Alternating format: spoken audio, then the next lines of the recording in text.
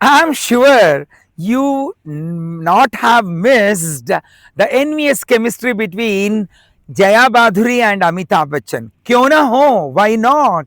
Because the Zanjeer Reel couple were dotting, they were in courtship during the shooting of Abhiman. Abhiman turned out to be the first ever movie to be released on July 27, 1973, immediately after their wedding on June 3, 1973. Now the story becomes more intense. As Providence would have, Subir's career begins to falter. The soaring sky high stardom, fan following, which he was once enjoying, begins to diminish. On the other side, Uma's career begins to thrive.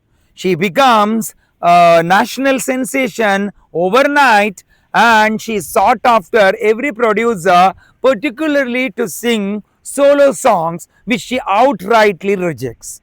Finally, a stage comes where Subir is left with no other girl but to coax Uma to agree sign for solo songs.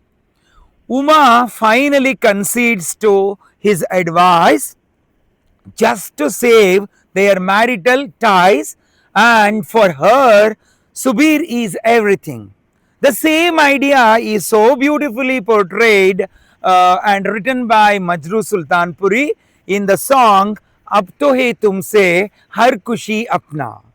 Don't miss to watch the original song rendered by शहसेबी मीठी आवाज की मलिका Lata Mangeshkar and how beautifully Rishikesh Mukherjee carries forward the story with subtleness, picturizing this particular song. So here you are with Ab to Hai Tumse.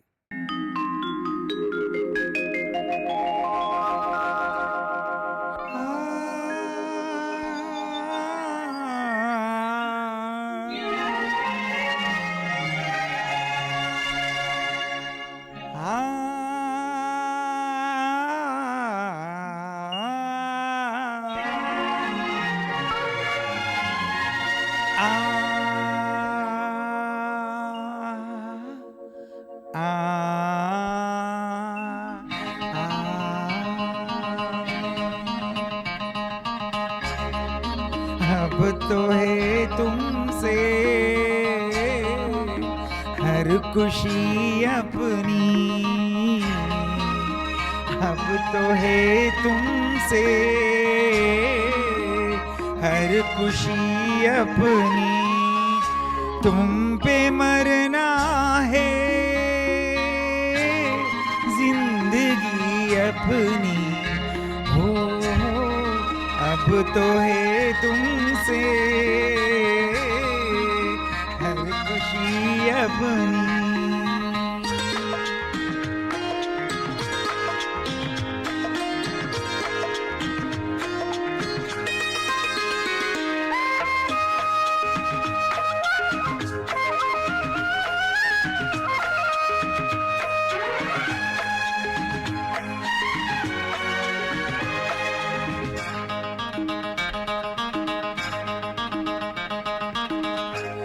जब हो गया तुम पे ये दिल दीवाना, जब हो गया तुम पे ये दिल दीवाना, फिर चाहे जो भी कोई हमको जमाना, कोई बनाए बातें चाहे अब जितनी हो, अब तो है तुमसे हर खुशी अपनी, तुम पे मरना है जिंदगी अपनी हो, अब तो है तुमसे हर खुशी अपनी.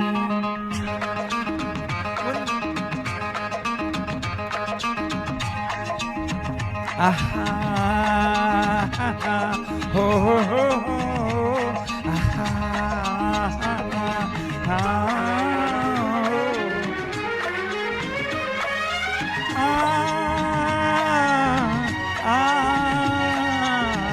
हो तेरे प्यार में बदनाम दूर दूर हो गए, तेरे प्यार में बदनाम दूर दूर हो गए, तेरे साथ हम भी सनम मशहूर हो गए, देखो कहाँ ले जा बेखुदी अपनी, हो अब तो है तुमसे हर खुशी अपनी, तुम पे मरना है जिंदगी अपनी,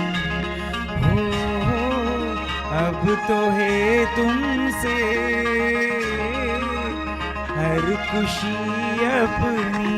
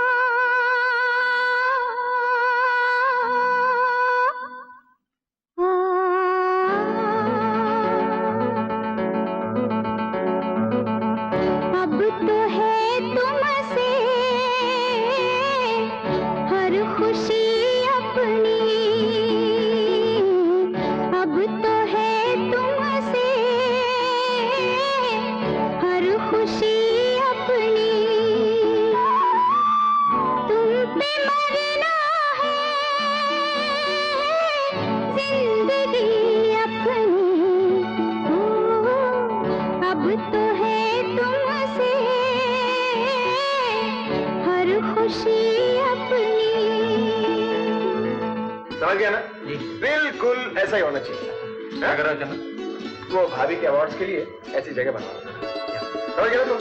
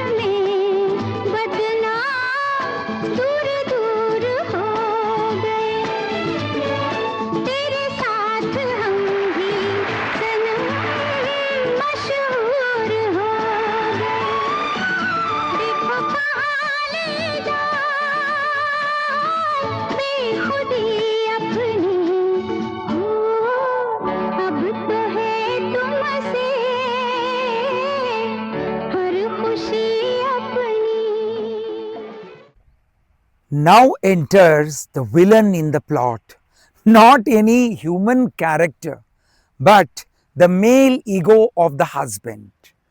You must have had watched in the previous song how slowly and steadily Subir gets envious and jealous. Be it the scene wherein Asrani, the secretary, tries to renovate the showcase and accommodate more space for Uma's trophies and awards, or when Subir gets hurt when they are in a crowded auditorium, a journalist photographer comes to take their photograph. He beckons to move someone away. Bichara Subir just looks back and finds out whom the journalist is trying to shoo away. To his utter shock, he realizes that the journalist wants Subir himself to move away as he wants to have the solo photograph of Uma Devi. Just imagine the man for whose photograph the journalists used to throng, admirers used to crowd around him, now being asked to move away. Painfully he goes away. Another scene you must have had watched wherein a series of award functions are being held in honor of Uma Devi, and she receives the trophy to the thunderous applause of all the audience gathered. But Subir has to muster up his courage very reluctantly, with great force. He has to compel his both the hands to come together, join and clap. How subtly Hrishikesh Mukherjee introduces the villain, male ego, futile vanity that is growing slowly but steadily on the part of singer Subir, Uma Devi's husband.